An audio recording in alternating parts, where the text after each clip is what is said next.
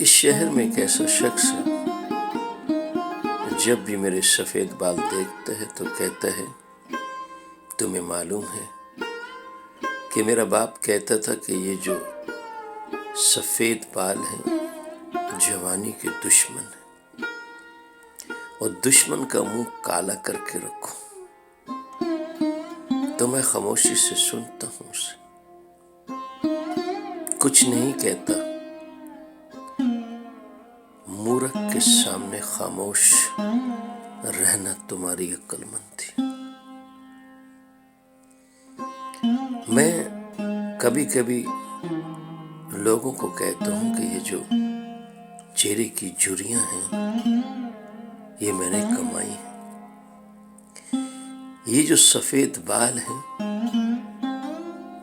یہ چاندی کی تاریں ہیں جو میرے سر پر لگی۔ میں نے اس جیون کو ایسے دیکھا ہے جیسے دیکھنے کا حق ہوتا ہے۔ لوگ مجھ سے کہتے ہیں تم کھیلتے ہو الفاظوں سے۔ میں نے کہا جس شخص کے ساتھ زندگی نے کھیلا ہو، وہ زندگی نے جب مجھ سے کھیلا ہے تو پھر میں اس زندگی کی جو باتیں میں نے سیکھی ہیں انہی باتوں سے تو کھیلتا ہوں، باتوں سے کھیلتا ہوں۔ میں نے کہا بڑا پیڑا دیکھا اور جیون ایسے تھا جیسے کوئی چٹان ہو اور اس کا سینہ پھٹ جائے، اور سینہ اس وقت پھٹتا ہے جب اس چٹان کے اوپر ہر روز پانی کا قطرہ گرتا رہے، کسی چشمے کا، کسی آبشار کا، اور اس کا سینہ چیر جاتا ہے اور اس چٹان کے اندر سے چاندی اور سونا نکلتا ہے۔ سلیمان کی فلسفی تھی، کہتے یہ جو سفید بال ہیں یہ وہ چاندی ہیں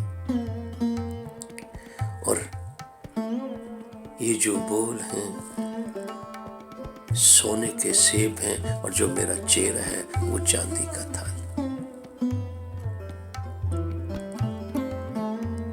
اور یہ جو باتیں ہیں یہ اتنی انمول ہیں کہ اگر تم پرائے بول بولو گے تو وہ مردہ بول ہوں گے۔